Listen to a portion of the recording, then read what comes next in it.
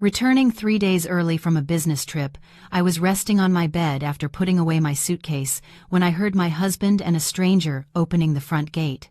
I quickly rolled under the bed to hide and heard my husband say something to his mistress. I grabbed my suitcase and fled into the night. I dragged the heavy suitcase up each step, my body so weary it felt like it would collapse. The business trip down south, planned for a week, had ended 3 days early. I had worked day and night, pushing the schedule to the point of exhaustion just to get home and surprise my husband. The 3-story house was silent in the late afternoon. The sweltering summer sun still clung to the leaves of the trees by the gate. I quietly opened the door with my own key, not wanting to disturb my mother-in-law in her room. My mother-in-law, Dolores, was a woman so meticulous she was severe. She had an unshakable rule: a clean house is a cool house, a clean kitchen makes for a delicious meal. But her version of clean was a sterile, cold emptiness. She made me store all my personal belongings, from handbags and jackets to the smallest items, inside closed cabinets, absolutely forbidding them from being left in the living room or on the dining table. I trudged into our bedroom and dropped onto the soft bed without even changing. The familiar scent of the room made my eyelids droop. I planned to nap for a bit, then get up, clean, and cook a delicious dinner for the whole family.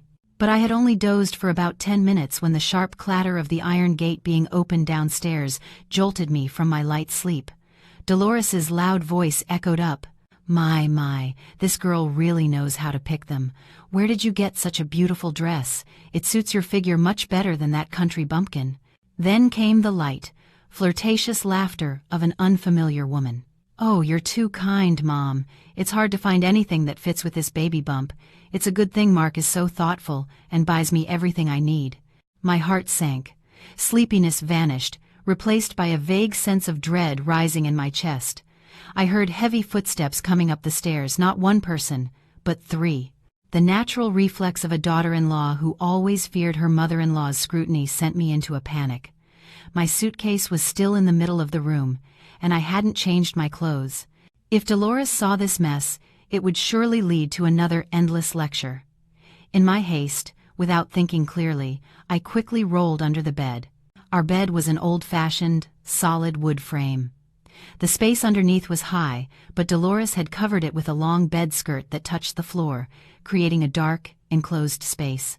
The bedroom door swung open, and light from the hallway cast a long streak across the wood floor. I held my breath, curled up in the darkness. Dust tickled my nose, making me want to sneeze, but I suppressed it until my face turned red. 3 pairs of feet came into my limited view through the gap in the bedskirt. The familiar brown slippers of Dolores, the polished leather shoes of my husband, Mark, and a pair of striking, provocative red high heels. I heard Mark laugh, his deep, warm voice, the same voice that whispered words of love to me every day now, sounded mocking. "See? I told you. When Clara's gone, this house is finally ours. Just make yourself comfortable." I had my mom change the sheets. There's not a trace of her left. The other woman giggled and sat down heavily on the edge of the bed, right above my head. The spring mattress groaned. Her voice was a mix of petulance and triumph. "You say that, but what if she comes back unexpectedly? I don't want to be known as a homewrecker. After all, I'm carrying the heir to your family's name." Dolores quickly interjected, her voice sickly sweet, a stark contrast to the sharp tone she usually used with me. "Oh, Jessica, you worry too much. She's on a business trip all the way in Florida. It'll be ages before she's back. And even if she did come home, I'd just send her down to the kitchen or tell her to sleep in the guest room. What good is a woman who, after 3 years of marriage, can't even produce a child? Keeping her around is just a waste of food." Lying under the bed, hot tears streamed down my face, soaking my sleeves. So, the neatness Dolores forced upon me, that bizarre rule about hiding everything, wasn't about civilized living. It was to erase my very presence in my own home, to clear the way for another woman. I bit my lip hard, trying to stifle the sobs threatening to escape my throat. It felt like 1,000 needles were piercing my heart. But the worst was yet to come. I saw Mark kneel on one leg, his hand resting on the woman Jessica's stomach. His voice turned so cold and cruel I couldn't believe my ears. "Just be patient a little longer. Once we get rid of Clara according to plan, that $2.5 million land compensation for the highway project will be ours. Then I'll officially bring you home as my wife." The floor beneath me felt cold, but my heart was 1,000 times colder. That $2.5 million was the buyout for the inheritance land my parents had left me. The zoning decision had just been made last week, and I had naively shared the news with my husband, planning to use the money to renovate the house, give my mother-in-law a retirement fund, and secure our future. Yet, in the eyes of the people I called husband and mother, I was just an obstacle, a walking ATM that needed to be eliminated to seize my assets. The space under the bed was cramped and suffocating, like a small coffin. The smell of dust mingled with the overpowering perfume of the woman sitting above me. I lay motionless, my limbs numb with fear, and a pain that spread through every fiber of my being. Through the tiny gap in the bed skirt, I saw something small and shiny roll across the floor. It was my lipstick, my favorite shade of burgundy, the one Mark had given me on our last wedding anniversary. Now, it lay at the feet of his mistress, a bitter insult to the foolish love I had given him completely. Jessica still seemed uneasy. Her voice rose again, this time more calculating and sharp than her innocent facade suggested. "But Mark, your wife is smart. She's a businesswoman. What if she refuses to sign over the deed? Or what if she doesn't die? What if it's like what happened to her parents? If the police investigate, what will happen to me and the baby?" Her question was like a bucket of ice water thrown in my face, making my heart stop for a second. My parents? Their horrific accident 3 years ago, the greatest pain of my life, a wound that had never stopped aching. Mark chuckled, a rattling sound from his chest that was utterly terrifying, a world away from his usual scholarly demeanor. He stood up and paced the room, his shoes thudding on the hardwood floor right next to my ear. "You worry too much. Her parents drove that old clunker of a pickup. I just had to sneak out and snip the brake line a little. Driving on those mountain roads, one hard brake and they went straight off the cliff. The police investigation concluded it was brake failure and the driver losing control. The case was closed ages ago." He paused, his voice dropping with smug satisfaction. "Clara was a wreck, passing out from the shock. I was the only one there to comfort her, to take care of her. She trusted me completely. She sees me as her savior. She'll do whatever I say. She'd never suspect a thing." Dolores, sitting in the armchair near the window, leisurely sipped her water and added, "Why bring up old stories? As long as my grandson is born safely and the money is in our hands, that's all that matters. A sentimental woman like Clara is weak. You just have to play your part right. Feed her whatever you want. Getting rid of her will be easy. I've already consulted a psychic. This month is an unlucky one for her. Whatever we do will go smoothly." I bit down hard on the back of my hand, so hard I could taste the metallic tang of blood in my mouth, just to stop myself from letting out a soul-tearing scream. My whole body trembled, and shudders of horror ran down my spine. It wasn't a coincidence that I was an orphan. It wasn't a coincidence that Mark had appeared like a knight in shining armor during the darkest days of my life. It was all a meticulously staged play, performed on the graves of my parents. The man I called my husband, the man I shared my bed with, the man I entrusted my entire life to, was the cold-blooded murderer who had stolen my most beloved family from me. My tears flowed inward, hot and salty. I remembered my father's kind eyes, my mother's warm smile, and the years they had worked, saving every penny to buy that land as a wedding gift for me. And now, that very land was the reason their daughter had fallen into a den of wolves. A powerful hatred flared within me, overwhelming my fear. I knew I couldn't break down now. I could not die, and I certainly couldn't let these animals achieve their vile goal. Mark leaned down and kissed Jessica's forehead, his voice disgustingly sweet. There, don't worry yourself and harm the baby. Let's go down to the kitchen. Mom has a roasted chicken waiting for you. Eat up, get your strength back for tonight." Jessica giggled, a sound like shattering glass against my eardrums. The three of them noisily left the room. Their footsteps faded down the stairs, leaving me alone in the darkness under the bed, with a shattered heart and a soul hardening with vengeance. The footsteps of the three of them disappeared behind the bedroom door, leaving a silence so profound it was eerie. I remained under the bed for a few more minutes, listening to the sounds of laughter from the kitchen, the clinking of plates, and the fragrant smell of cooking food that began to waft up. They were probably celebrating.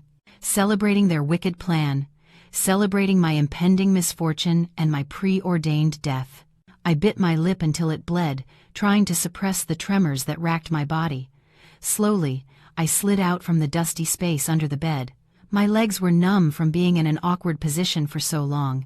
It took a moment of rubbing before I could stand steady. But my heart was completely cold. I looked around the bedroom that had once been my sanctuary, a place I had poured so much love into. Now it felt alien and terrifying. I tiptoed to the small safe in the corner of the closet where our most important documents were kept. Luckily, Mark was arrogant and complacent. He always thought I was a foolish woman who trusted him implicitly, so he never changed the combination. It was still our wedding date. With trembling hands, I turned the dial. The soft click of the lock opening sounded like the unlocking of destiny. I hastily grabbed the deed to the $2.5 million property, all the wedding jewelry my mother had given me, and most importantly, a file of Mark's high-interest loan documents that I had secretly collected months ago. I stuffed everything into the bottom of my still unpacked suitcase, my heart hammering against my ribs. I knew I couldn't stay here a second longer, but I couldn't raise any suspicion either. I needed time and a clear head to plan my next move, to repay them for all the pain they had caused me and my parents. I pulled the suitcase quietly out the back door, which led to a small, seldom-used alley, avoiding any contact with the three of them feasting in the dining room. Once on the main street, I hailed a taxi and told the driver to take me to a hotel in a different district, as far away from this house as possible. Sitting in the car, watching the streetlights streak past the window, my tears began to flow again uncontrollably. I missed my mom and dad, our warm family dinners, and even the tender, deceitful look in Mark's eyes when we were first in love. It was all now just a black hole of betrayal and lies. I took out my phone, blocked Mark's number, and composed a text message to the house landline, which Dolores always answered. Taking a deep breath, I wrote each word as calmly as I could. "Mom, on my way home, but there's a major emergency at the office. My boss is making me fly out to handle a PR crisis at the Southern Branch tonight. I'll probably be gone for another week. Please take care of yourself." After sending the message, I turned off my phone and leaned my head against the cool glass. I felt as if a great weight had been lifted, only to be replaced by another, even heavier burden. At the hotel, I checked in and went straight to the bathroom, turning the shower on full blast to wash away the grime from under the bed and the filth that clung to my mind. Looking in the mirror, I saw a stranger. Her eyes were dark and sunken, her face gaunt, but her gaze was chillingly sharp. I recalled Mark's words about cutting my parents' brake lines and Dolores's greedy expression when she mentioned the $2.5 million. Suddenly, a memory of my mother-in-law's daily habits surfaced with stark clarity. Dolores was pathologically cheap. She had a habit of keeping leftovers in the fridge for a week, but never covered them properly. Raw and cooked foods were jumbled together. Worse, she would unplug the refrigerator at night to save electricity, then plug it back in the morning. I had tried to reason with her many times, explaining that bacteria would multiply and the food would spoil, but she always brushed me off, calling me a spoiled brat who made up problems. "I've eaten like this my whole life, and I'm not dead yet," she would snap. An idea sparked in my mind, cold and ruthless.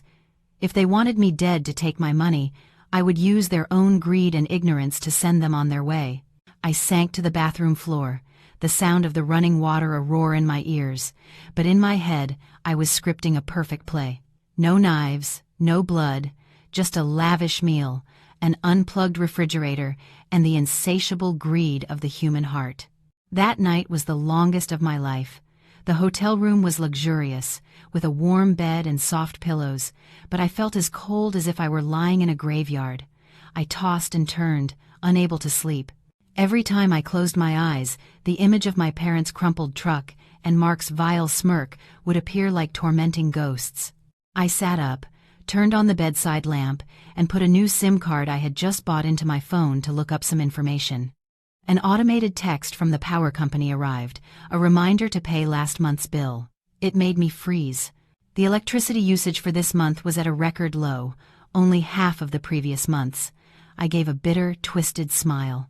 Dolores must have ramped up her extreme saving measures while I was away, unplugging every appliance, including the refrigerator, at night. I remembered once, going downstairs for a drink in the middle of the night, I found a puddle of water spreading out from the fridge. When I opened it, the cold air was gone, replaced by a nauseating smell of raw meat mixed with old leftovers. I had argued with her about it, but she just glared. "What do you know? Refrigerators hold their cold just fine. Unplugging it for a few hours at night doesn't hurt anything. The electric bill is skyrocketing. Don't you care about your husband's money?" At the time, I had held my tongue to keep the peace. I never imagined that her stubborn ignorance would now become the sharpest weapon in my hands. I opened my web browser and typed in keywords about food poisoning from improper storage. A flood of results appeared, but an old news report caught my eye. Risk of fatal listeria infection from watermelon, left in refrigerator overnight. I devoured every word, my heart beating faster with each scroll. The article explained that Listeria monocytogenes is an extremely dangerous bacterium capable of multiplying even in the low temperatures of a refrigerator if it isn't cold enough. Watermelon in particular, after being cut, becomes an ideal breeding ground if stored uncovered with raw foods like meat and fish in a refrigerator that cycles on and off. When ingested, it doesn't cause immediate symptoms. After an incubation period, it attacks the nervous system, leading to sepsis, meningitis, and multi-organ failure. The fatality rate is very high without timely medical intervention. I put down the phone and covered my face with my hands, a shiver running down my spine. This was it. This was the path fate had shown me. I wouldn't have to lift a finger directly, wouldn't have to leave a single fingerprint on a weapon. All it would take was a watermelon, some fresh seafood, and my mother-in-law's deadly habit of saving electricity. I would turn that cozy kitchen into a death lab, where gluttony and cheapness would be their own executioners. I pictured Dolores gleefully stuffing the unplugged refrigerator full of food, then eagerly forcing her son and her fake daughter-in-law to eat every last bite so nothing would go to waste. I stood up and paced the room, my mind racing with the detailed calculations for the upcoming performance. I needed to go back home, to play the part of the devoted wife and dutiful daughter-in-law returning from a trip, my arms laden with delicacies to treat the family. I would buy the things they craved most, the expensive items Dolores would never spend her own money on, to stimulate their greed to its absolute peak.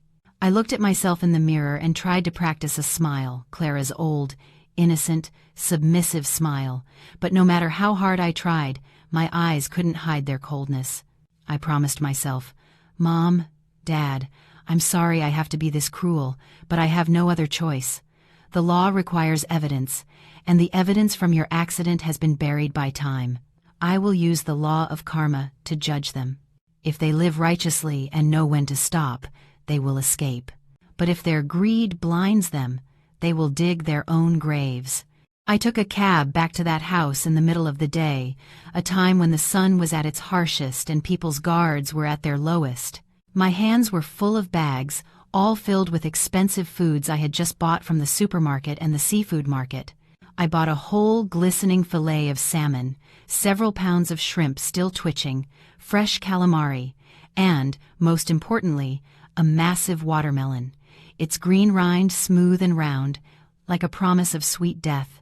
I walked into the house with a practiced smile on my face, one I had rehearsed all night in front of the mirror to make it look as natural as possible. As soon as she saw me, Dolores, who was watching TV in the living room, jumped in her seat. She stammered, "Clara? Didn't you say you were on a business trip down south? Why are you back so soon?" I set the groceries on the table, wiping beads of sweat from my forehead, my voice cheerful. "Yes, Mom, the trip was canceled at the last minute because the client had an emergency. I just came straight home. On the way, I picked up some fresh seafood to treat everyone. It's been a while since we had a nice meal."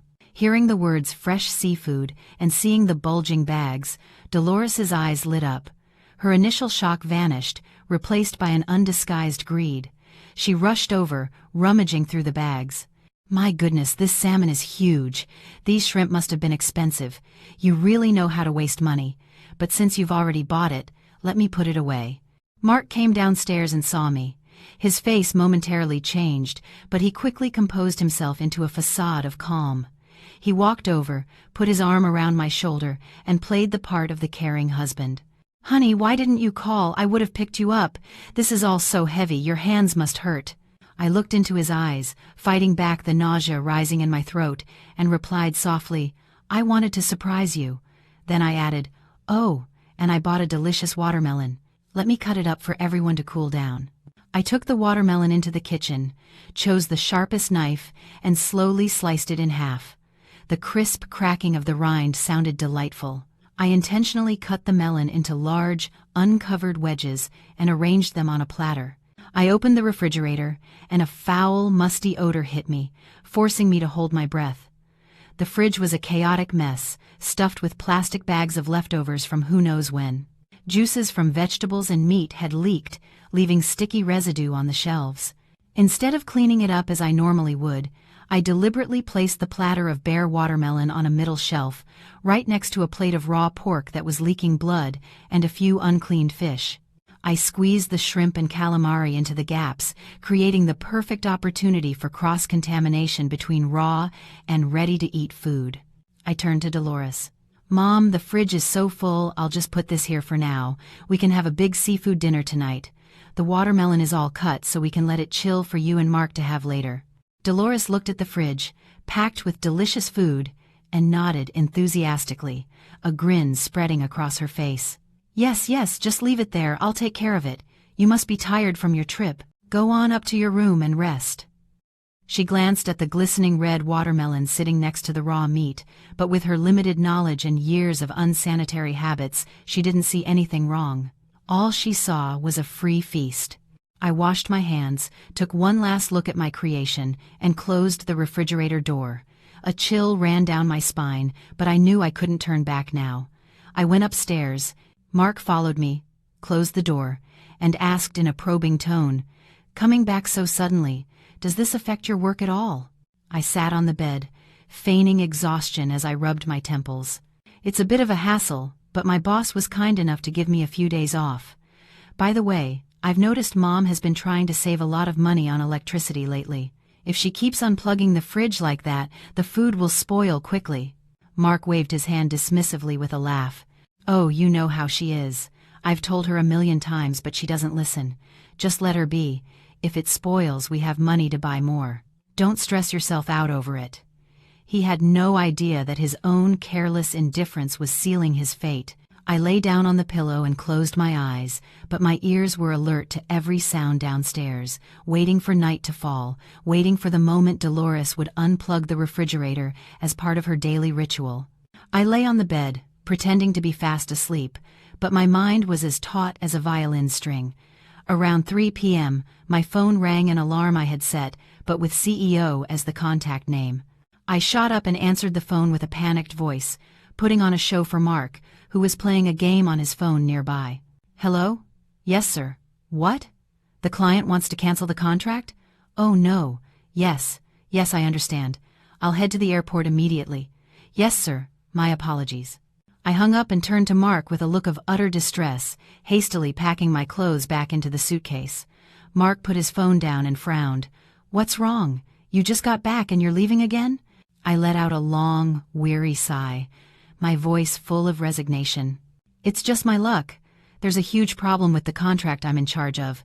My boss needs me to fly to San Diego immediately to sort it out. If not, we could lose over $1 million in penalties. I think I'll be gone for another 3 or 4 days." Hearing this, Mark's eyes lit up. He tried to hide a triumphant smile, but the corners of his mouth twitched involuntarily. He was undoubtedly thrilled that I was leaving again, giving him and his mistress another opportunity to rendezvous in our house and feast on the food I had just bought. He stood up and patted my shoulder, faking concern. "Well, work is important. You go ahead. I can handle things here. You work too hard, honey. I worry about you." I dragged my suitcase downstairs. Dolores was bustling in the kitchen. Seeing me with my luggage, she asked in surprise, Where are you off to now? You just got here. I repeated the story about my boss's call, then added the most crucial line, the one that would trigger her insatiable greed. Mom, I'm so sorry. I bought all this delicious food to make a seafood dinner for everyone tonight, but I have to leave so suddenly. You and Mark, please make sure to eat all the seafood and watermelon in the fridge. That fresh stuff was very expensive, hundreds of dollars. Don't let it go to waste or sit too long and spoil. It would be such a shame. At the mention of expensive and waste, Dolores nodded eagerly, her eyes twinkling. Yes, don't you worry. You go take care of your work. Food this good, Mark and I will eat it. Why would we throw it away? I'll cook it all up carefully. Won't waste a single bit. She looked at me with a rare fawning expression, probably thinking about the free feast to come. I looked at her one last time, at this greedy, cruel woman standing unknowingly on the precipice of death. A strange mix of bitterness and satisfaction rose within me. I walked out the door. Mark saw me to the taxi. He waved goodbye with a look of relief, as if he had just gotten rid of a heavy burden. As the car pulled away, I looked in the rearview mirror and saw him rush to close the gate and run back inside, no doubt to call his mistress Jessica to come and celebrate. I leaned back in the seat and closed my eyes, a single tear rolling down my cheek. It was done. The trap was set, the bait laid. Now, all that was left was for the greedy animals to walk into it themselves. I whispered to myself, "Eat up. Enjoy every bite. It's the last meal I'll ever serve you, a feast paid for with the lives of my parents and my own blind love." The taxi sped off into the twilight, leaving behind the house that was slowly sinking into darkness, where the Grim Reaper was patiently waiting to swing his scythe. I sat in a coffee shop across the street from my old apartment complex, holding a glass of watered-down iced tea, my eyes glued to my phone screen. Through a tiny camera hidden on top of the kitchen cabinet, I watched every movement inside the house I had just left. Night had fallen, and a deep silence enveloped the small kitchen. The dim yellow light cast a glow on the thin but nimble figure of my mother-in-law. Dolores paced back and forth, fanning herself with a hand fan, muttering calculations under her breath. I was certain it was about money, how to save every last penny in this house. Just as I predicted, she approached the refrigerator, now filled with the expensive gifts I had left behind. She opened the door, and a wave of cold air washed over her face, making her take a long, satisfied breath. She pulled out the platter of bright red watermelon, admiring it with a smack of her lips. My, that girl knows how to pick a melon. So red, it must be incredibly sweet. But leaving it like this is a waste of electricity. I'll just unplug it. The weather is cool tonight. The food won't spoil. With that, she bent down, her rough hand grabbing the plug and yanking it firmly from the wall. The low hum of the refrigerator motor abruptly ceased, leaving behind a dreadful silence, like the final heartbeat of a dying animal. Dolores closed the fridge door, her face glowing with the satisfaction of a great victory. She had no idea that her act of saving a few cents on the electric bill was the start button for a deadly biological chain reaction. Inside that dark, sealed space, as the temperature slowly rose, the cold air dissipated, replaced by a damp, stuffy warmth. The listeria bacteria from the leaking raw meat and the uncleaned fish began to stir, multiplying at an astonishing rate. They crept over and infiltrated the sweet, red flesh of the watermelon slices, turning the refreshing dessert into sugar-coated bullets of poison. The next morning, on my phone screen, I saw Dolores wake up early. She plugged the refrigerator back in, muttering to herself about how smart she was to save money for her children. She took out all the seafood and the watermelon, arranging a lavish spread on the dining table. Mark came downstairs, rubbing his eyes, but his nose was already twitching at the aroma. He saw the table laden with shrimp and fish, plus a platter of chilled watermelon for dessert, and his eyes lit up. "Mom, you're the best. My wife is away and we're eating better than at a wedding." Dolores chuckled, placing the largest piece of salmon on her son's plate. "Eat up, son. Clara bought it with her money, so why shouldn't we enjoy it? She said it was expensive and would spoil if we let it sit, so let's just eat our fill." I watched Mark put a piece of fish in his mouth, then grab a slice of watermelon and take a huge bite, the juice dripping down his chin. He ate with relish, greedily, as if he could devour the whole world. Dolores, sitting beside him, was no different. Between bites, she praised her foolish daughter-in-law for buying delicious food she couldn't even be there to enjoy, leaving it all for her mother-in-law. Watching them, a knot of pain tightened in my stomach. I thought of the simple meals of my childhood, when my parents would give their last piece of meat to me, of their silent sacrifices. Here, in this house, greed and selfishness had eroded all humanity, turning them into callous creatures even at the dinner table. The second day passed in tense anticipation. Through the camera, I saw Mark come home from work at his usual time and sprawl out on the sofa, scrolling through his phone while waiting for dinner.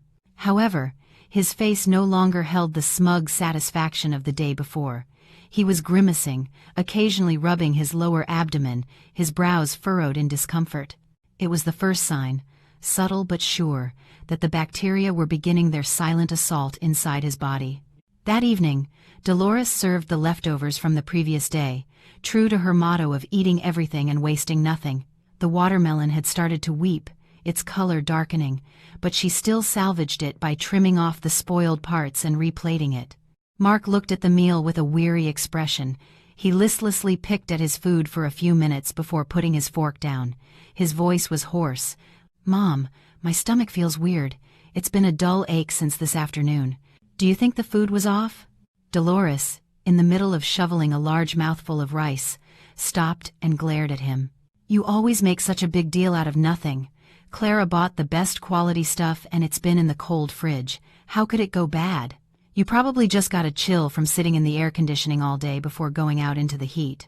Dolores was a stubborn woman who trusted her patchwork of folk wisdom far more than science. She got up and rummaged through the family medicine cabinet, pulling out a nearly empty bottle of menthol rub and a shriveled piece of ginger.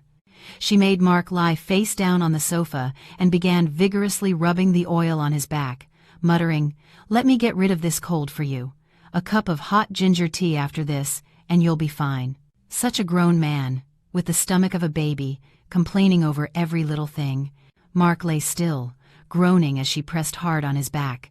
He trusted his mother completely, just as he had once trusted that murdering my parents was a flawless plan. I watched the scene on my screen, a bitter taste in my mouth. My mother-in-law, the woman who prided herself on being a good mother, was now using her own ignorance to push her son closer to death. She had no idea his stomachache wasn't from a chill but from toxins seeping into his bloodstream, and that rubbing oil and drinking hot ginger tea would only accelerate the inflammation. I saw Mark drink the entire cup of ginger tea, his face flushed from the heat, sweat pouring from his body. He drifted off into a restless, feverish sleep right there on the sofa. That night, I watched Dolores unplug the refrigerator again before going to bed, even though there were still leftovers inside. She turned off the lights, and the house fell into darkness.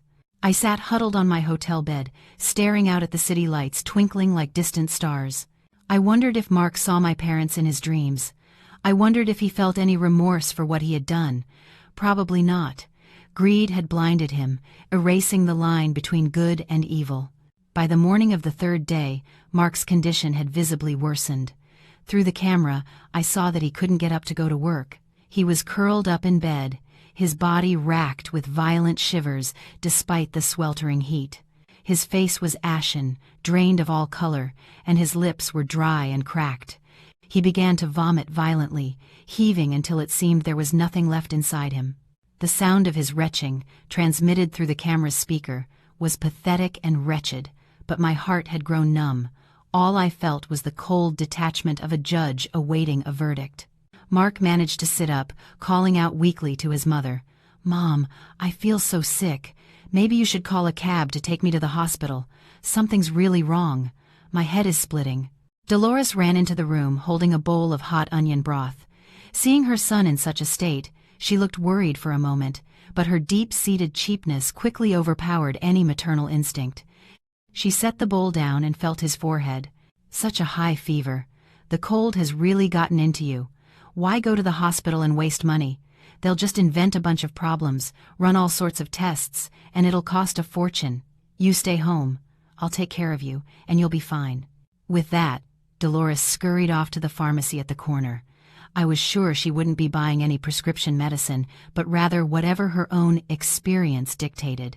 A few minutes later, she returned with a box of strong anti-diarrhea pills and some generic fever reducers. She helped Mark up and forced the pills on him. "Here, take these. They'll stop the runs, and you'll get your strength back." I bought the best kind. All the ladies at the market swear by this. She had no idea that for someone with sepsis like Mark, taking anti-diarrhea medication was a fatal mistake. The toxins and bacteria, instead of being flushed from his system, were now trapped inside his body, accumulating and launching a full-scale attack on his internal organs. After taking the medicine, Mark collapsed back onto the bed, his breathing heavy and labored.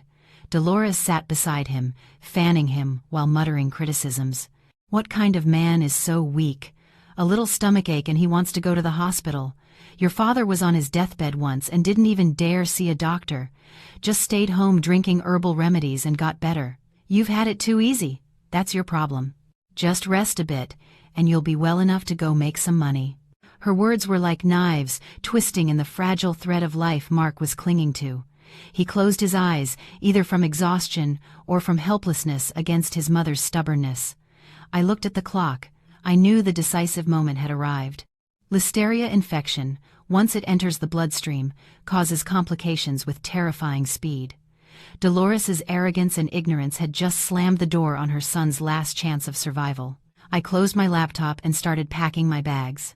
It was time for the devoted wife to return home, to witness the final act, and play her last role in this family tragedy. I walked into the house as long evening shadows stretched across the floor. The air was thick with the smell of menthol rub, vomit, and the cloying scent of sickness.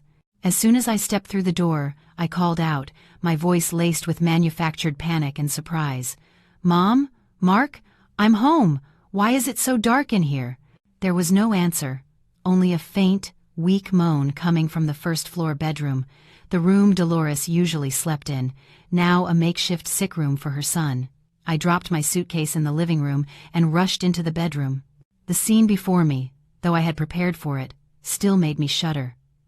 Mark lay on the bed, his eyes closed, his skin a ghastly gray color, like ash. His breathing was a ragged wheeze, like a broken bellows. Dolores was slumped in a chair beside him, still clutching her hand fan, having dozed off from exhaustion. Hearing me, she startled awake. Seeing me was like a drowning person spotting a lifeline. Her voice was a pathetic whine.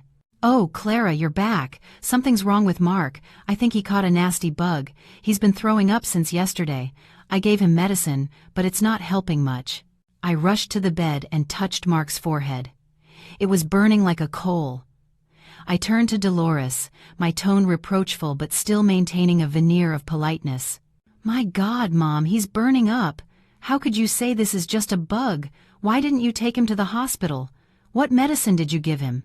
Dolores stammered, holding out the box of anti-diarrhea pills. "Well, I saw he had diarrhea, so I bought this to stop it." I took the box, pretended to examine it, and sighed heavily, silently thanking her for her stupidity. To dispel any future suspicion about the source of the illness, I moved to the next step of my plan. From my purse, I pulled out several bottles of fresh watermelon juice I had bought at an upscale shop on my way home, a completely different watermelon from the poisoned one in the fridge. I poured a glass for Dolores and then drank a full glass myself right in front of her. As I drank, I spoke casually. "I was so thirsty from the trip. You have some juice too, Mom. It's refreshing. I just bought some more. Did you and Mark finish all the seafood and the other melon I bought? Was it good?" Dolores took the glass and drank it in one gulp, nodding eagerly. "We finished it all. It was delicious. The shrimp and fish were so fresh, and the melon was incredibly sweet. It must be that Mark has a weak stomach. I ate it, and I'm perfectly fine." Her words were the best alibi I could have asked for. She had confirmed the food was good, that she had eaten it, and that she was fine. The truth was, she had eaten less, and her resistance might have been better at that moment, or the toxins hadn't fully taken hold. In any case, how could anyone blame me for poisoning them? Furthermore, my act of drinking watermelon juice immediately upon my return reinforced the belief that the food I brought home was safe. I looked at Mark, lying in a stupor, and gently shook him. "Mark, honey, I'm home. Hang in there. I'm going to call an ambulance to take you to the hospital." Mark's eyes fluttered open. His gaze was cloudy and lifeless. He tried to move his lips, to say something, but no sound came out. I took his cold hand, feigning sorrow as I rubbed it, but in my mind, a cold laugh echoed. "My love, your wife is back. I'm back to see you off on your final journey. Don't worry, I'll take care of you, just like you took care of me after my parents' accident." I sat on the edge of the bed, still holding Mark's cold, limp hand, but my mind was racing with cold calculations. For this performance to be flawless, so that no one, not even the most suspicious person, could question my innocence later, I knew I couldn't remain a healthy bystander. I had to become a victim myself, a lucky survivor of this family tragedy.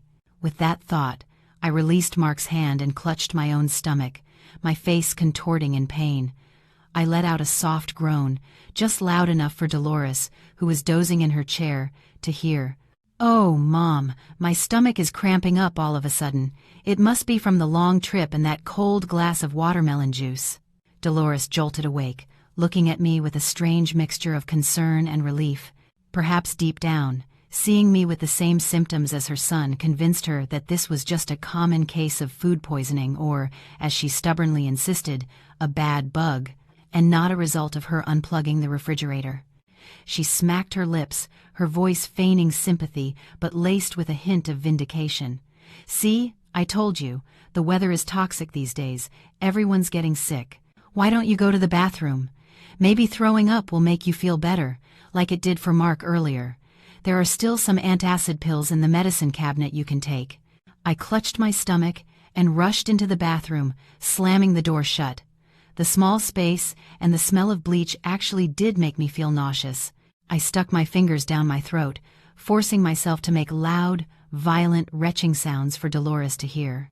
Tears streamed down my face from the natural reflex, but when I looked in the mirror, my eyes were still clear and sharp.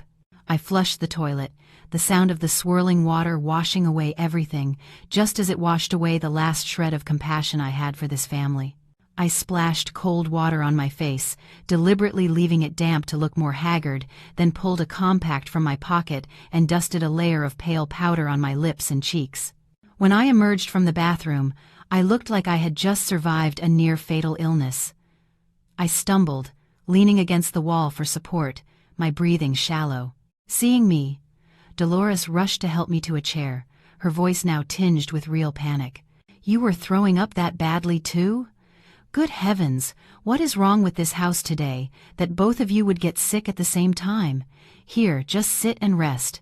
I'll get you a glass of warm water." I took the glass from her, letting my hand tremble so that some of the water sloshed out.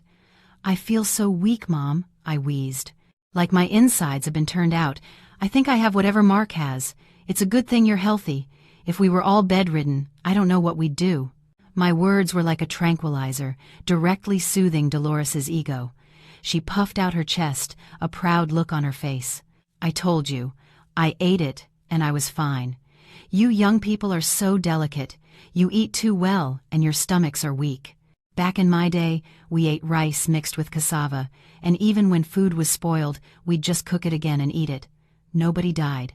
Now, you two just rest here. I'll go make a pot of plain white porridge. You can have some later, it will settle your stomachs." Dolores bustled off to the kitchen, the sound of her slippers shuffling through the quiet house. I watched her hunched back disappear, a back that carried a lifetime of toil, but also a cruel and stubborn ignorance. I turned back to Mark. He was still lying motionless, his breathing growing fainter. I knew the listeria bacteria were ravaging his body with every passing second. My feigned illness was not just to create an alibi, but also to lull Dolores into a false sense of security, making her believe the situation was common and not critical. This would delay her calling for help just a little bit longer, a small window of time that would decide the boundary between life and death. I lay down on the bed next to my husband, pulling the blanket over both of us, playing the part of a wife sharing in his suffering. But inside, I was counting down his every breath. Night fell, blanketing the house in a thick, suffocating darkness. Dolores, with her ingrained frugality, lit only a single dim nightlight in the corner and refused to turn on the air conditioning, despite the oppressive heat. She claimed a fan was enough and that sick people would only get worse in cold air. The room was stuffy, the sour smell of sweat mingling with the overpowering scent of menthol rub, making it hard to breathe. I lay still, feigning a feverish sleep, but all my senses were on high alert, listening for any change in the man beside me. Mark's condition began to deteriorate. At first, it was just soft moans, then mild tremors that shook the bed. Around midnight, things spiraled out of control. Mark suddenly arched his back, his eyes rolling back in his head, the whites gleaming eerily in the dim light. White foam frothed at his lips, and his limbs contorted as if being snapped by an invisible force. He made guttural, choking sounds, unable to breathe. I knew these were the signs of the bacteria attacking his brain, causing seizures and acute respiratory failure. The fateful moment had come. I couldn't delay any longer, lest this play turn into an obvious murder. I shot up and let out a blood-curdling scream that tore through the silent night. "Mom! Mom, what's happening to Mark? Mom, help him!" Dolores, who had been dozing in the armchair, jolted awake. She rushed to the bed, and seeing her son convulsing and foaming at the mouth, her face went deathly pale. Her legs trembled so badly she could barely stand. She stammered, her voice breaking with fear. "Mark! Mark! What's wrong?" "Oh my God, son, don't scare me like this. How did this happen?" In a panic, she tried to pry his mouth open to stop him from biting his tongue, a common folk remedy.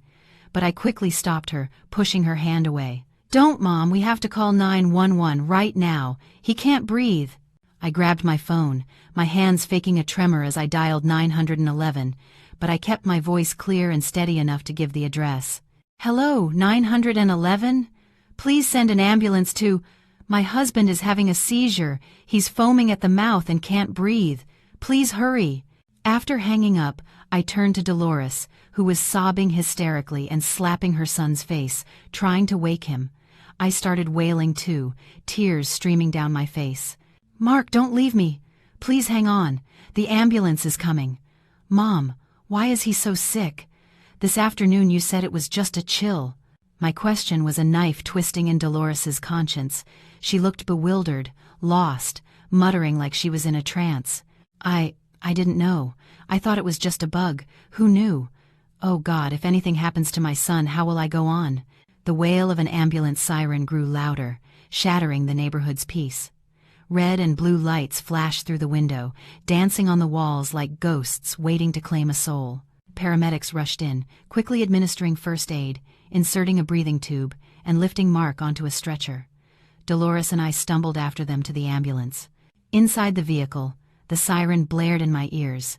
I looked at Mark lying motionless, hooked up to a tangle of tubes and wires. His face was purplish, his chest rising and falling weakly with the rhythm of the paramedic's manual resuscitator. A storm of emotions churned within me, a flicker of pity for the man I had once loved with all my heart, the man who had been my entire world.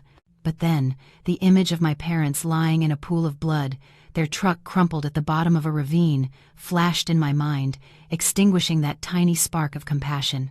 I clenched my fists, my nails digging into my palms, reminding myself that this was the price he had to pay. He chose this path 3 years ago, when he cut that fateful brake line. The hospital at night was stark white and cold. The overpowering smell of antiseptic hung in the air, a constant reminder of the thin line between life and death. Mark was wheeled directly into the emergency room. The cold glass doors swung shut, separating us from the life-saving efforts within. Dolores collapsed onto a chair in the waiting area, burying her face in her hands, her sobs echoing down the empty hallway. I sat beside her, sniffling occasionally and wiping away tears, perfectly playing the role of a devoted wife in anguish. But my ears were strained, waiting for the final verdict from the doctor, the verdict that would seal their guilt. An hour passed like a century. Finally, the emergency room doors opened. A middle-aged doctor with a serious expression walked out, beads of sweat on his forehead. Dolores scrambled to her feet, grabbing his sleeve, her voice frantic. "Doctor, my son. How is my son? Can you save him?" The doctor looked from her to me and shook his head slightly, his voice low and grave. "Please, remain calm. The patient's condition is critical. He has severe septicemia that has led to meningitis and multi-organ failure. We are doing everything we can to filter his blood and keep him alive, but the prognosis is very poor." Hearing this, Dolores's legs gave out. She would have fallen if I hadn't caught her. The doctor continued, his sharp gaze fixed on us. "I need you to provide some honest information to help with his treatment. Has the patient eaten anything unusual recently? Does he have any pre-existing conditions? Why did you wait until his condition was this severe to bring him in?" Dolores stammered through her tears. He didn't eat anything strange, doctor, just normal meals. And some seafood and watermelon his wife just brought home. He started complaining of a stomachache 2 days ago. I thought it was just a bug, so I gave him some anti-diarrhea medicine." At the mention of anti-diarrhea medicine, the doctor's brow furrowed, and his tone grew sharp. My God, he had a bacterial infection, and his body needed to expel the toxins, but you gave him medication to stop it? That's like locking the bacteria inside his body and helping them destroy his organs faster. You practically killed your son, do you realize that? Dolores froze, her eyes wide with horror, her mouth agape, unable to form a word. The doctor pressed on. "And how was this food stored? Was it handled hygienically?" It was my turn to speak. My voice was weak, and I clutched my stomach as if in pain. "Doctor, the food I bought was very fresh. But my mother-in-law has a habit of saving electricity. Every night she unplugs the refrigerator and plugs it back in the morning. I've told her not to, but she never listens. Could that be why?" The doctor sighed, shaking his head in weary frustration. "That's it then, listeria. That bacteria thrives in cool but not cold enough temperatures, especially in a fridge that's constantly being turned on and off. Raw seafood and meat stored next to cut watermelon, with the power off overnight, that's no different than cultivating bacteria and serving it for dinner. No medicine in the world could save him from that, let alone over-the-counter pills." The doctor's conclusion was a death sentence, not just for Mark, but for Dolores's conscience. She stood there, stunned, her hands hanging limply at her sides, her aged face crumpling in horror. The very habit she had always been so proud of, her blind frugality, had become the scythe that was now reaping the life of her only son. I looked at her, feeling no satisfaction, only a vast, hollow emptiness. Evil had been punished by ignorance, a tragic and cruel end. The hospital corridor fell into a deathly silence after the doctor's verdict, broken only by Dolores's choked sobs. She sank to her knees on the cold tile floor, pounding her chest with her fists, letting out guttural, wordless cries of agony. "Oh God, I killed my son. Mark, oh Mark, Mom has doomed you. Why was I so stupid? What was the point of saving a few dollars?" Her heart-wrenching wails made passers-by turn and stare. She turned to me, her eyes pleading for help but also filled with a belated, profound remorse. "Clara, I was wrong. I killed your husband. Please save him." I knelt beside her and gently helped her up, but my hands were ice cold, unable to offer any warmth. I looked deep into her red, swollen eyes, my voice strangely calm.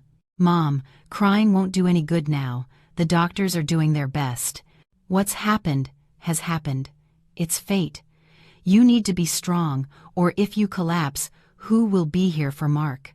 I spoke hollow words of comfort, but in my heart, I was whispering a different judgment. "You cry for your son, but who cried for my parents? Who cried for the child you forced me to abort because you feared the expense? Is the pain you feel now equal to the pain I have endured for 3 years?" Dolores continued to blame herself, slapping her own face, the same mouth that had berated me for being wasteful, the same mouth that had encouraged her son to cheat on his wife for a wealthy mistress. The sharp sounds echoed in the quiet hall. This mouth brought ruin. I was greedy. I was cheap. I thought I was helping my son, but I led him to his grave. If only I had listened to you, Clara. If only I hadn't been so cheap about the electricity. She mumbled like a madwoman, consumed by a guilt that had come far too late. Time could not be reversed, and the bacteria in Mark's blood would not disappear because of her crocodile tears. I helped her to a chair and gave her a bottle of water. She took one sip and then vomited violently onto the floor. The immense shock had completely broken her. I watched her, a woman who had spent her entire life scheming, penny-pinching, and deceiving others, only to lose everything because of those very schemes. This was karma, served cold. I sighed and looked up at the white ceiling, wondering if my parents were watching from above.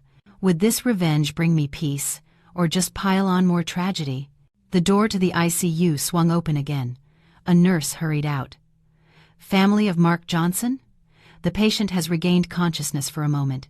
He wants to see his family one last time. You should prepare yourselves. It's unlikely he'll make it through the night." Hearing this, Dolores staggered to her feet and rushed into the room like a wild animal. I followed slowly, my heart as still as a calm lake. It was time to face my enemy one last time, to tell him the truth, so he could carry that terror with him to his grave. I smoothed my clothes, wiped the fake tears from my cheeks, and prepared for the final scene of my life's tragic play. The door to the intensive care unit opened, and a blast of frigid air hit my face. The space inside was unnervingly quiet, punctuated only by the steady, cold beeping of the machines, like a countdown from the Grim Reaper. I donned the oversized blue protective gown and a mask that covered everything but my eyes, which were sunken from my feigned grief. The doctor informed me I had only 5 minutes, as the patient was extremely weak and all his vital signs were dropping fast. I nodded and walked heavily toward the bed in the corner, where the man I had once shared my life with was taking his last, shallow breaths. Mark lay there, his body a tangle of tubes and wires, a ventilator mask covering a face that was swollen and purple. His eyes were closed, his chest rising and falling feebly. He looked pathetic and alone. I stood silently by his bed for a long moment, my feelings so numb I couldn't find a trace of pity. I remembered him kneeling to propose to me 3 years ago, his radiant smile as he promised to protect me for the rest of my life. All those beautiful memories were now shattered, replaced by the ugly truth of a cold-blooded murderer who had taken my parents' lives for money. I bent down, my mouth close to his ear, the only part of him not covered by medical equipment. I spoke softly, my voice sweet, but laced with death. "Mark, honey, it's Clara, it's your wife. Can you hear me?" His eyelids fluttered and slowly opened, revealing a tiny, cloudy, and panicked slit. He looked at me, his eyes pleading for help. He was probably hoping for a miracle, hoping I would save him from this hell. He had no idea I was the one who had sent him here with such chilling precision. I gently stroked his cold, sweaty forehead and whispered, each word clear and deliberate. "Was the watermelon good, darling? And the salmon you ate yesterday, was it fresh? I told your mother not to unplug the refrigerator, but she just wouldn't listen. All the food got contaminated. But you know what, Mark? The truth is, I knew she would unplug it. I intentionally bought all that raw food and left it with the cut melon, just for you." Mark's pupils dilated, his gaze shifting from pleading to absolute terror. He tried to move, to struggle, but his body was paralyzed. Only his fingers twitched feebly on the white sheet. I continued my whisper, my voice as cold as ice. "You were planning to kill me for the $2.5 million and bring home your mistress and her child, weren't you? Did you think I didn't know you cut the brake lines on my parents' truck 3 years ago? I was under the bed that night, Mark. I heard everything. A debt of blood must be paid in blood. You can rest in peace now. When you get down there, make sure you apologize to my parents. As for your mother, don't you worry. She will live out the rest of her days tormented by the fact that she killed you with her own 2 hands." Mark's eyes bulged, his breathing under the oxygen mask becoming rapid and desperate. He wanted to scream, to accuse me, but no sound could escape. He could only lie there, helpless, listening to my confession words that were like 1,000 needles piercing his weakening heart. I stood up straight, looking into his eyes as the light began to fade from them, and offered a faint smile from behind my mask. "Goodbye, my terrible husband. If you get a next life, try to be a decent human being." After my final, fateful whisper, the heart monitor beside the bed erupted in a series of shrill, urgent alarms. Mark's eyes shot wide open. His body gave one violent convulsion and then went rigid, his eyes still fixed on the ceiling, filled with an unresolvable mixture of hatred and terror. The line on the monitor went flat, a long, endless signal of the end of a life filled with schemes and sin. Doctors and nurses rushed into the room, pushing me out as they began the final, futile resuscitation procedures. I stepped out of the ICU and removed the cumbersome protective gown, feeling as if I had just shed a layer of filthy skin.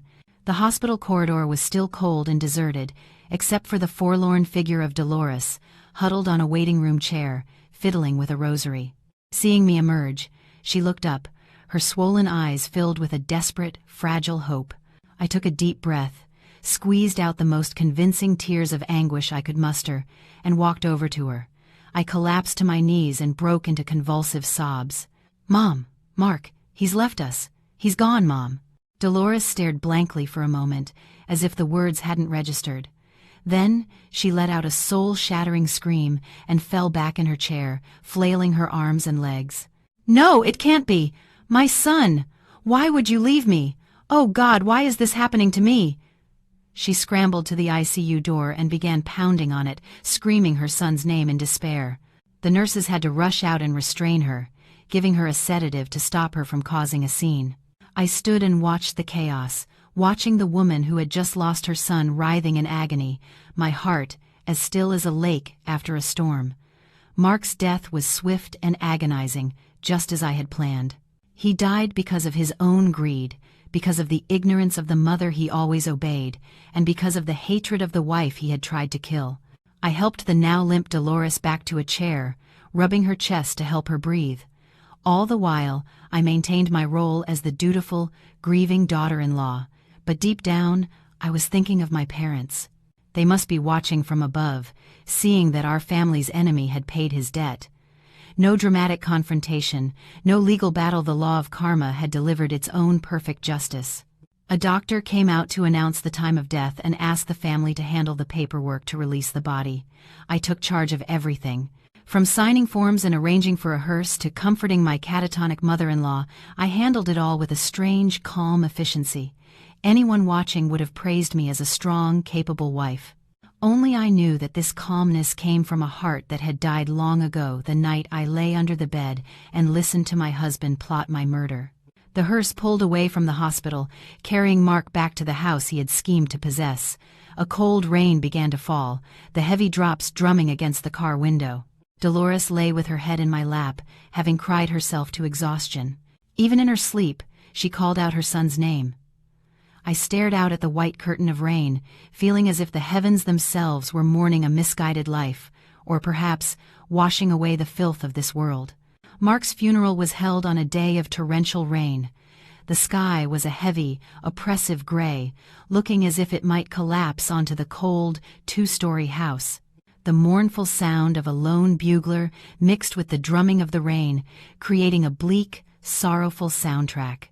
Neighbors and acquaintances came to pay their respects, all murmuring their sympathies for the young man taken too soon and for the old mother who had to bury her own son. I stood by the casket in a black dress, a simple veil covering my face, greeting each guest. My face was gaunt, my eyes dark from sleepless nights, but no one could see the satisfaction hidden in their depths. As the casket was being prepared for burial, a palpable grief filled the air. Dolores was sobbing uncontrollably, supported by two relatives. Suddenly, a taxi pulled up to the cemetery gate. A woman got out. She wore a tight-fitting black maternity dress that showed off a prominent belly, and she clutched a bouquet of white chrysanthemums. As she walked, she wailed dramatically. "Mark, oh Mark, why did you leave me and our baby? Son, your daddy is gone." All eyes turned to the strange woman. A wave of whispers rippled through the mourners. I recognized her immediately. It was Jessica, my husband's mistress, the one who had sat on my bed and plotted my death. Jessica rushed toward the open grave, trying to throw herself onto the casket, but was held back by several men. She struggled, tears and snot streaming down her face, then turned and collapsed at Dolores's feet. "Mom, it's me, Jessica. I'm carrying Mark's child, your grandson, the heir to the family name. He's gone now, Mom. Please don't abandon us." Dolores, who had been in a catatonic state, snapped to attention at the words, grandson. Like a drowning person finding a raft, she lunged forward and embraced Jessica, her hands caressing the pregnant belly as if it were a precious treasure. "Oh my God, is it true, my grandchild? The Johnson family heir is here. Mark, if you can hear me, please watch over your son." The scene of the mother-in-law and the mistress weeping in each other's arms in the middle of a funeral was startling. Everyone looked at me with pity, the official wife, standing alone and forgotten. I maintained a calm, cold expression, observing this grotesque melodrama. Having secured her grandchild, Dolores's attitude toward me shifted instantly. She spun around, her eyes sharp, and pointed a finger at my face, her shrill voice cutting through the cemetery's somber atmosphere. "You see this? This woman, with no official status, was able to give my son an heir. And you, his wife for 3 years, were barren. Now your husband is dead, and you just stand there like a statue.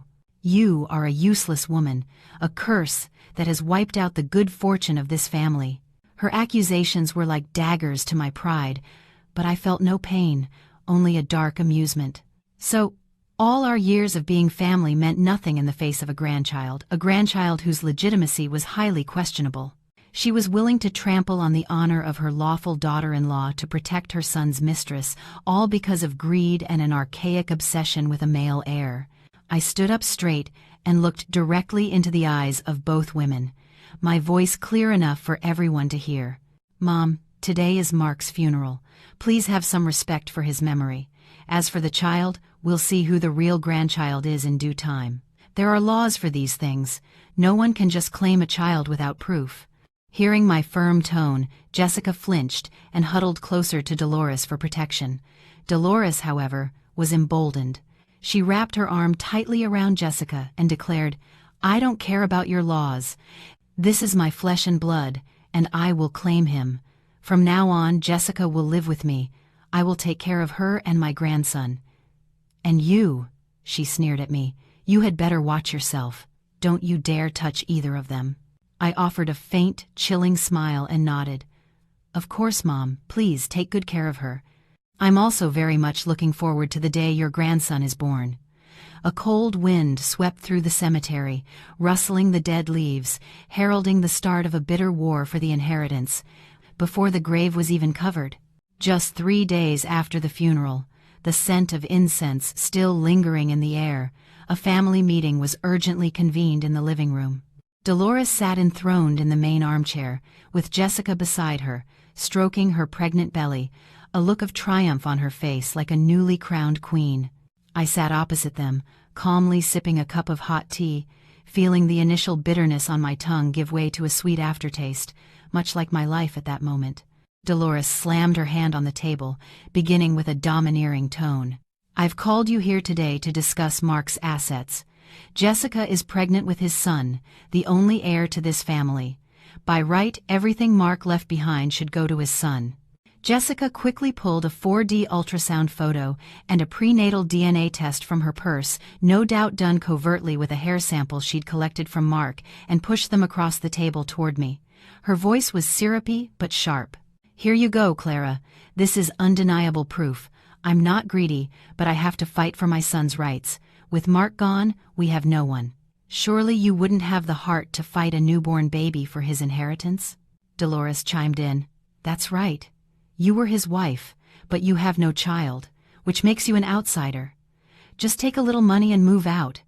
Leave this house for Jessica and my grandson. That way I can take care of them." I picked up the ultrasound photo and smirked.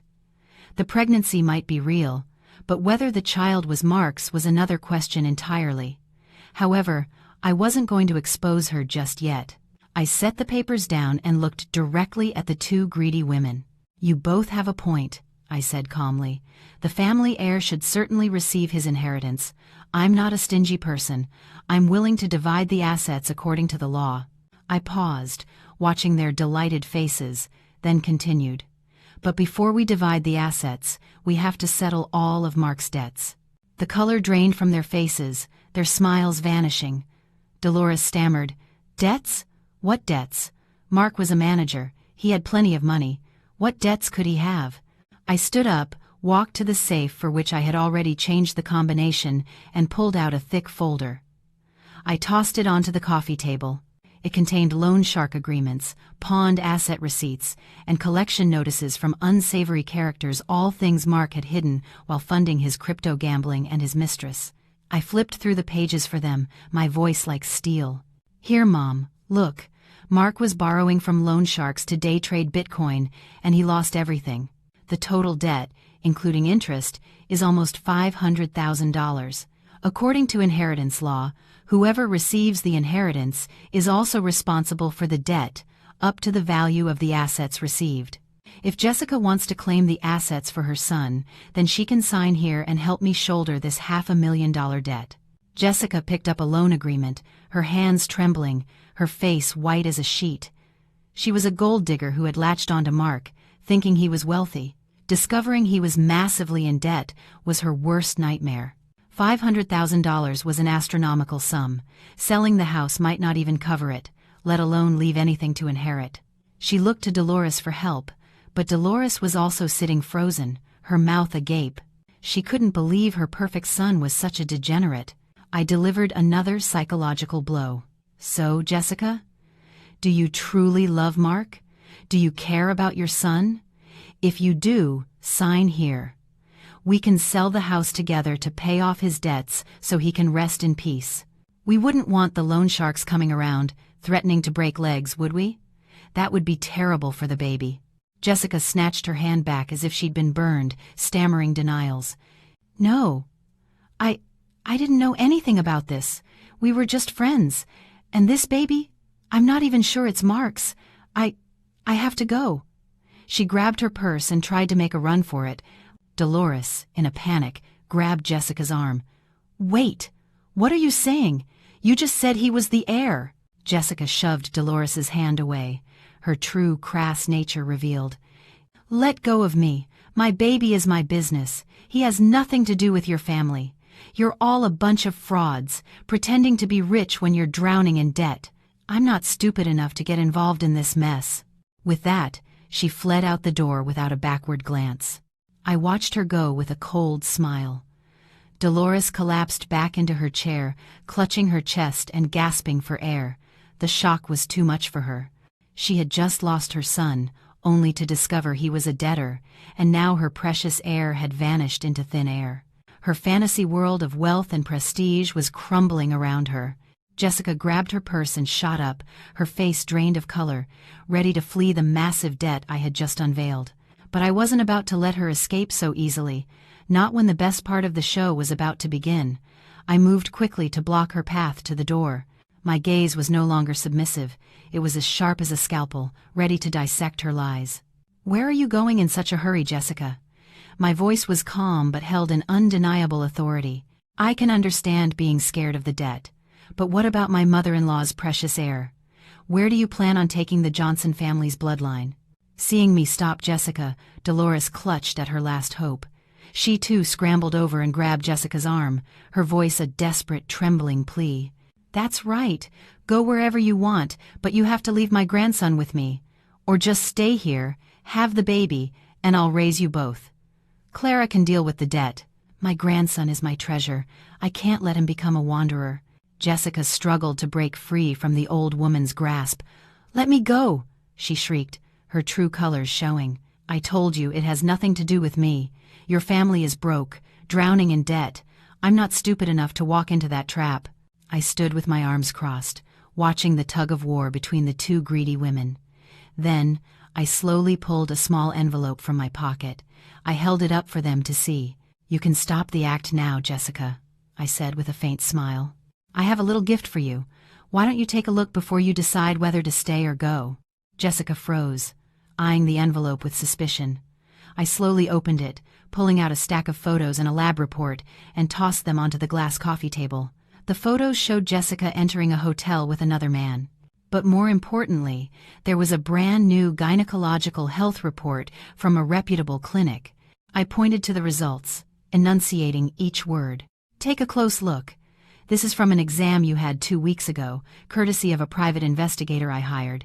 It clearly states your uterine lining is thin and there is no gestational sac. So, What exactly is that lump you're carrying? A pillow? A silicone prosthetic? Or is it a malignant tumor of lies?" Dolores froze, her hand dropping from Jessica's arm, her eyes wide as she stared at the report as if she'd seen a ghost. "What?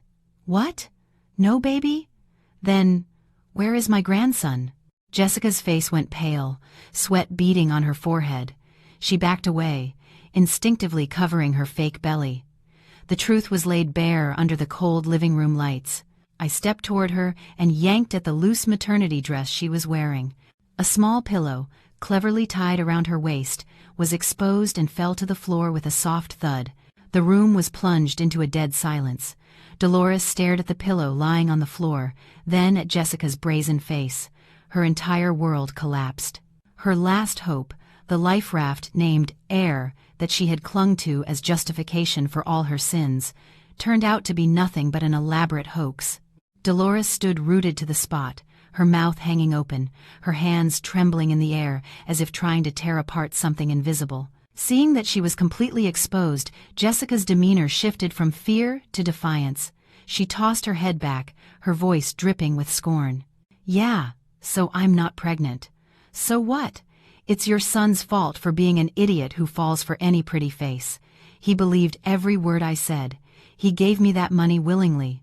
I didn't hold a knife to his throat." Hearing such venomous words, Dolores snapped. She lunged at Jessica, trying to grab her hair. "You conniving witch! You lied to me! You lied to my son!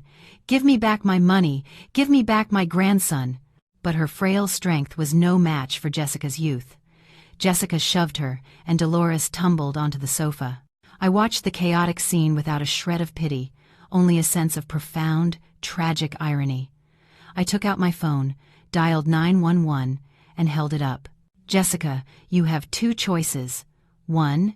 You return the $50,000 Mark transferred to you over the last 3 months. I have all the bank statements right here. 2. I report you to the police for fraud and extortion." At the mention of police and jail, Jessica's face went white. As vicious as she was just a small-time gold digger. The law terrified her. She stammered, her eyes darting around for an escape. Don't threaten me. I spent all that money, and it was a gift. You can't ask for a gift back." I took a step closer, my smile cold. "A gift? A sum that large, combined with the fact that you faked a pregnancy to get it, constitutes fraud. Do you want to go to jail? Or do you want to walk out of here right now and disappear from our lives forever?" Jessica weighed her options. She knew she couldn't win. She grabbed her purse, shot Dolores one last hateful glare, and fled, shouting a final obscenity as the door slammed shut behind her. The door closed, returning a suffocating silence to the room. Dolores was slumped on the floor, her hair disheveled, tears streaming down her wrinkled face. She had lost her son, her imaginary grandson, and had been scammed out of a fortune. She looked up at me, her eyes vacant, and mumbled, "Clara, is it all over? Where's my grandson? Where's Mark? How did our family come to this?"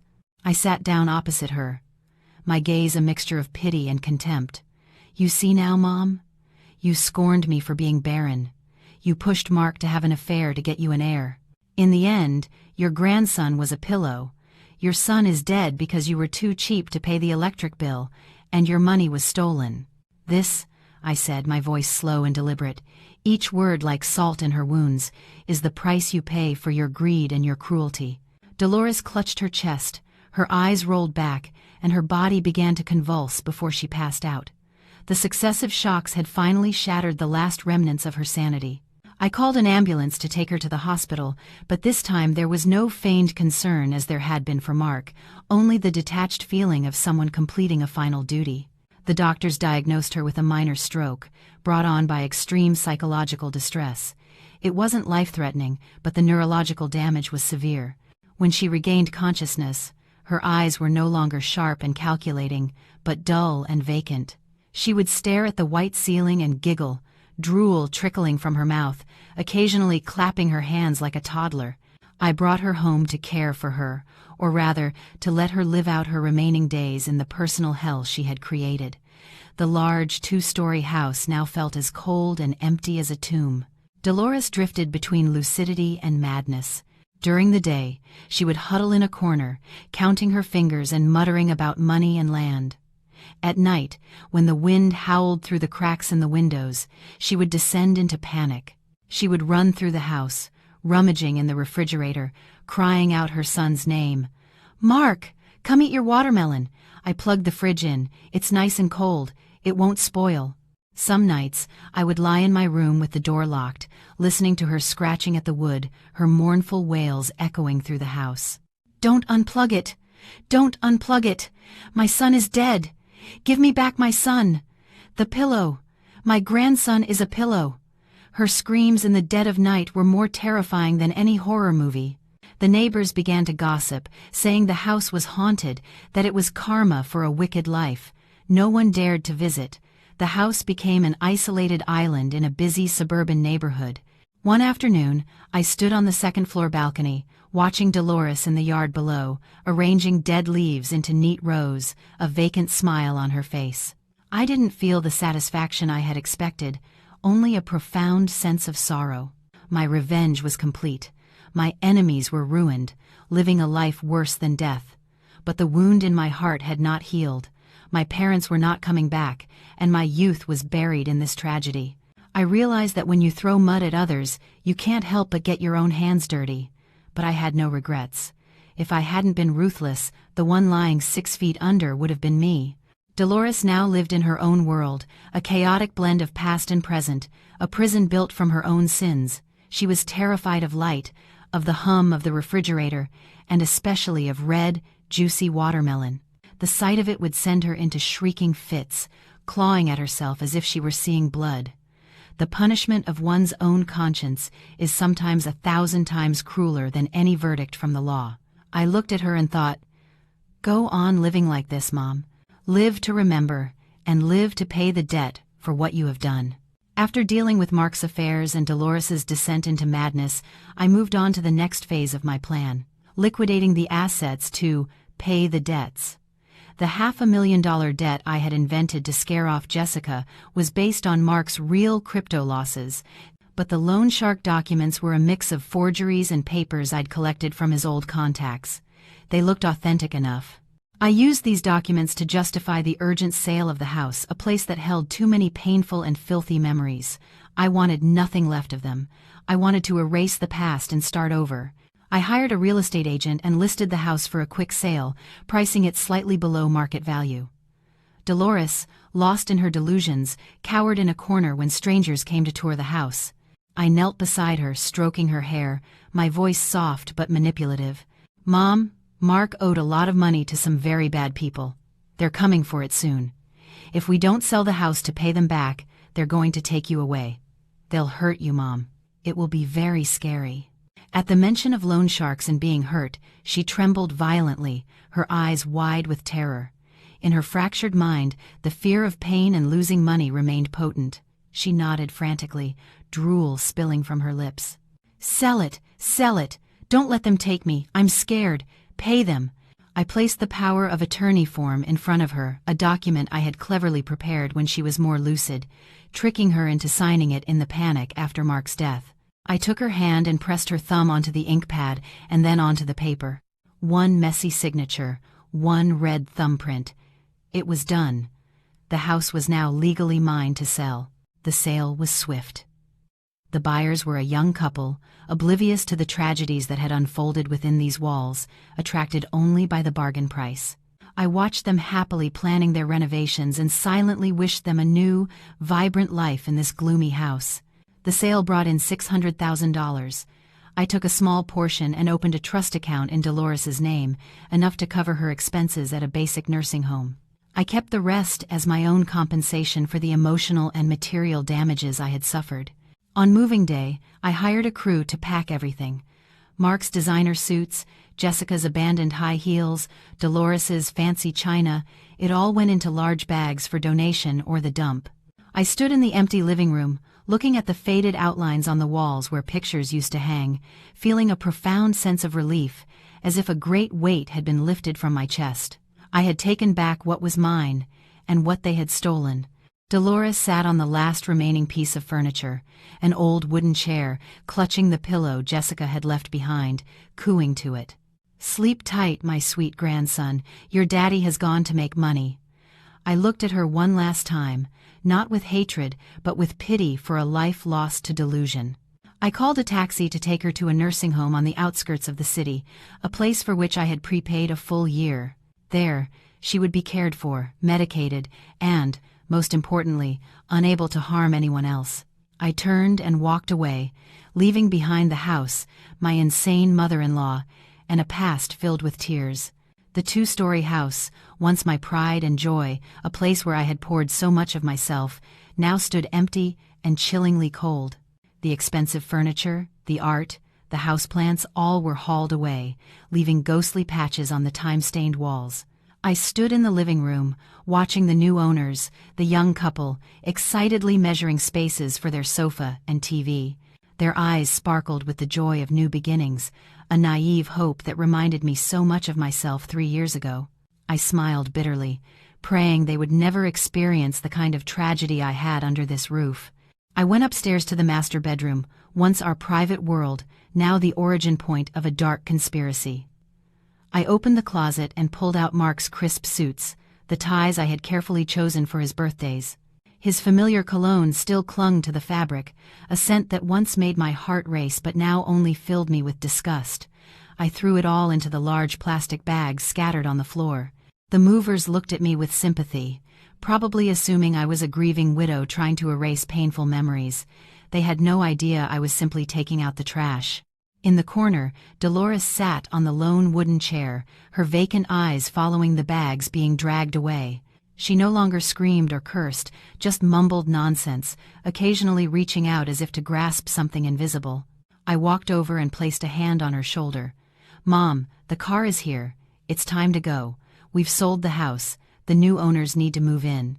She looked up, a flicker of fear in her eyes before they went dull again. She clutched the pillow tighter. "Where are we going?" "Back to the country. Mark said he would build me a big house." Her words were a needle in my heart, a reminder of the empty promises Mark had used to manipulate his greedy mother.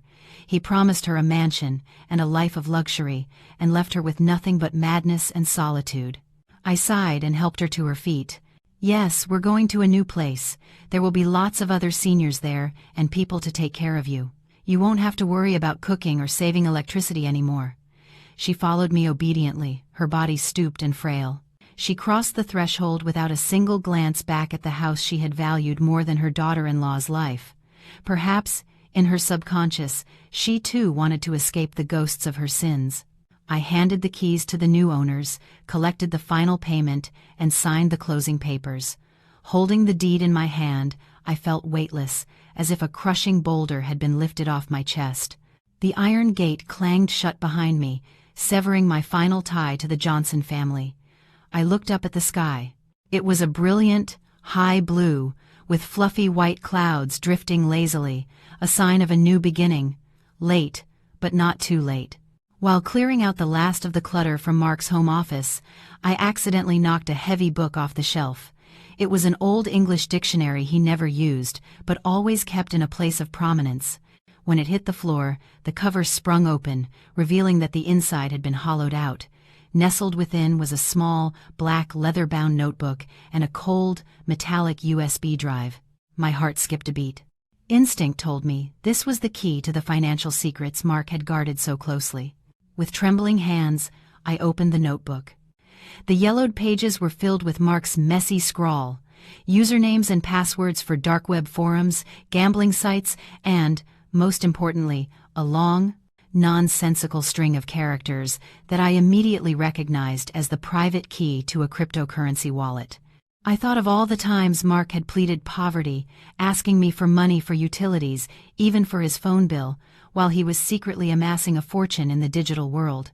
He had been preparing for his new life with Jessica, a life of luxury built on my money and my corpse. I opened my laptop, plugged in the USB drive, and followed the instructions in the notebook. A loading symbol spun for a few seconds, and then a number appeared on the screen that made me gasp, nearly dropping the glass of water in my hand. The balance in the wallet was hundreds of thousands of dollars, a fortune large enough to live comfortably for the rest of one's life. It turned out the $500,000 debt I had invented wasn't entirely a lie. He had gambled and lost, but the assets he had hidden were far greater. He was a greedy, cunning fox to his very core. I looked at the number on the screen and laughed until I cried. "Oh, Mark, you pinched every penny with your wife. You let your mother unplug the fridge to save a few cents, and you died in agony without ever getting to spend a dime of this dirty money. You were going to use this to build a new life with your mistress, and now it belongs to me, the wife you saw as a thorn in your side.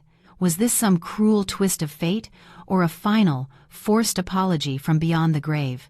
I quickly transferred the entire sum to a new cold storage wallet I had just created, changing all the passwords and locking it down. Holding this immense wealth didn't bring me the ecstatic joy of a lottery winner, only a cold sense of security. It was the price for my youth, my love, and the emotional scars that would never fully heal. I closed the laptop and secured the wallet in my purse. This was the compensation the Johnson family owed me. I glanced at Mark's photo, which was lying in a cardboard box ready to be burned, and whispered, "Thank you. I will use this money to live a very good life, a life that will make up for the one you tried to take from me. You can rest now. I'll be sure to spend your money well." I took a taxi straight to the city cemetery where my parents were buried. The rain had stopped, and weak rays of sunlight were breaking through the gray clouds, illuminating the rows of white headstones on the pine-covered hill. I walked slowly along the damp brick path, carrying a bouquet of vibrant yellow chrysanthemums and a bottle of good bourbon. The wind whispered through the pines, a sound like the murmurs of departed souls. My heart was unusually calm, free of the raw anguish of previous visits. In its place was the peace of someone who has fulfilled a mission. I stopped before two graves side by side, green grass growing at the base of the headstones. My parents' smiling faces looked out at me from the stone, the same smiles that had haunted me for 3 years, pushing me to survive and to seek justice. I laid the flowers down, poured 3 small glasses of bourbon, and lit a bundle of incense. The smoke curled into the air, wrapping around me like a warm embrace. I knelt on the cold ground and touched my mother's picture. "Mom, Dad," I whispered, "your unworthy daughter has finally come to see you. The man who caused your accident, the one who stole you from me, he has paid his debt." I took Mark's death certificate and a copy of the fake loan documents from my purse. I lit them on fire, one by one, watching the orange flames consume the black ink, turning them to ash. "I didn't use a knife or a gun," I said through tears. "I used their own greed and wickedness to punish them. I know you wouldn't have wanted me to have blood on my hands, but I had no other choice. The law had no proof, so I had to be the judge.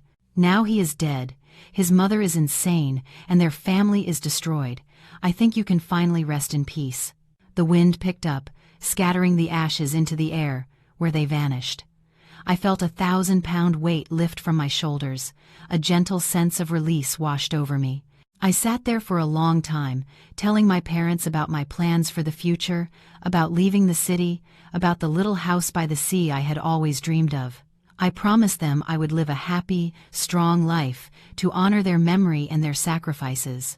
When I finally stood to leave, the sun was fully out, its golden light bathing the cemetery in a warm glow.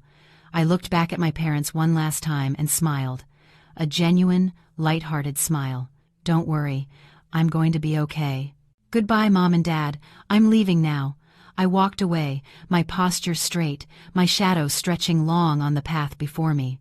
After leaving the cemetery, I went to the nursing home to sever the last ties with Dolores. It was a modest, clean facility on the outskirts of the city. I met with the administrator and prepaid for 3 years of care. It was a small fraction of the money I now had, but it was enough to ensure she had a bed, food, and basic medical attention. It was the last act of mercy I could offer the woman who had wanted me dead. In the small garden, I saw Dolores sitting on a bench, still clutching that dirty pillow. She was humming to herself, her eyes staring into the distance. She didn't recognize me. A fleeting sense of pity washed over me, but it was quickly extinguished by reason. I didn't approach her. My presence would mean nothing now, and might only agitate her. I watched her for a moment from afar, like a stranger, a relic of a past I needed to forget.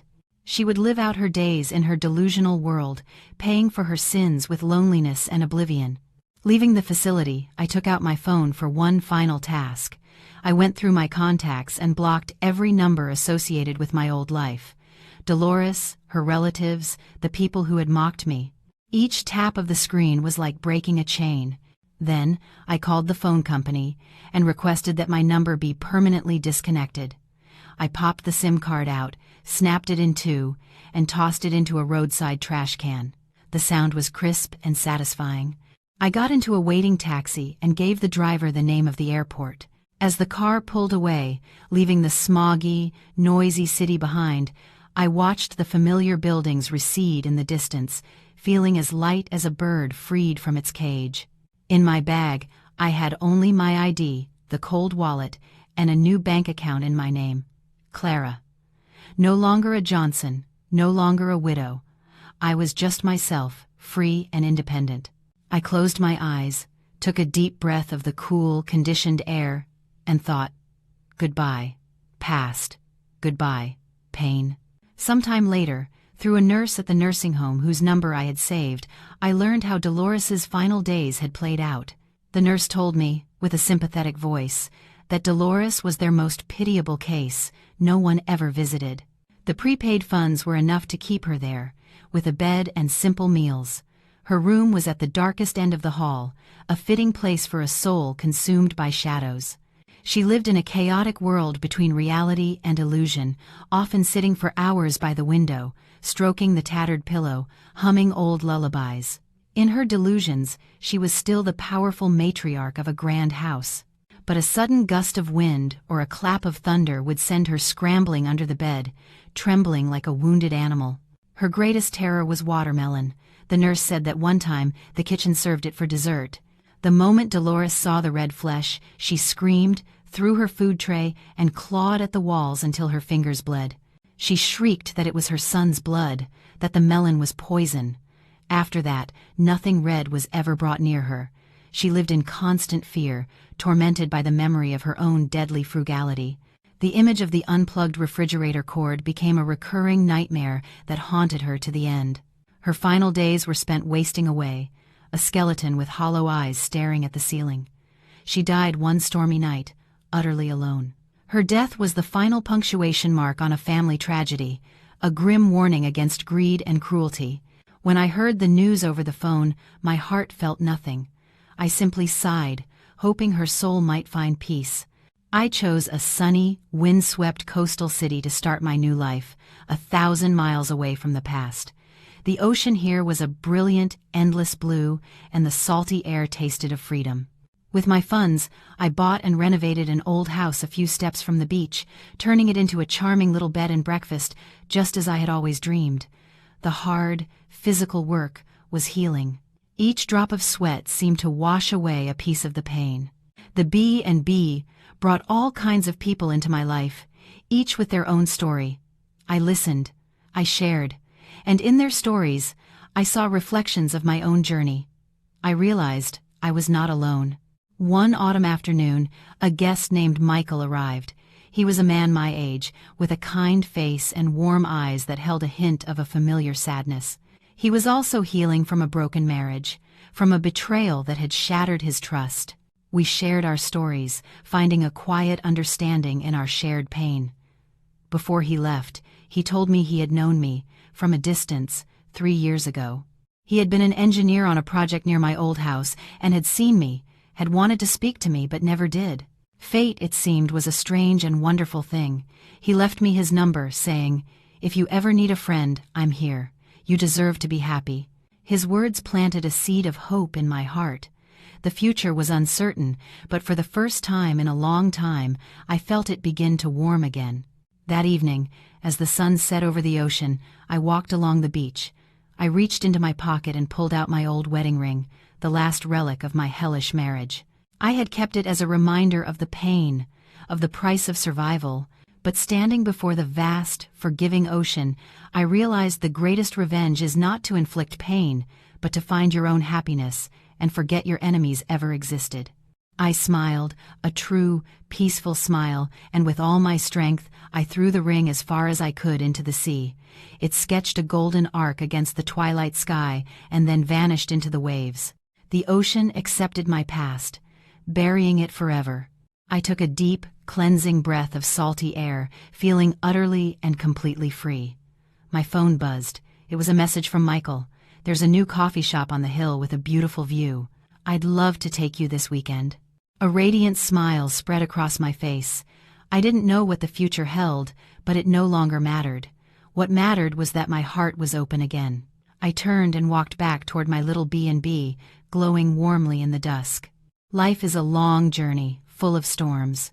But after the storm, the sun will always shine again for those who are brave enough to keep walking.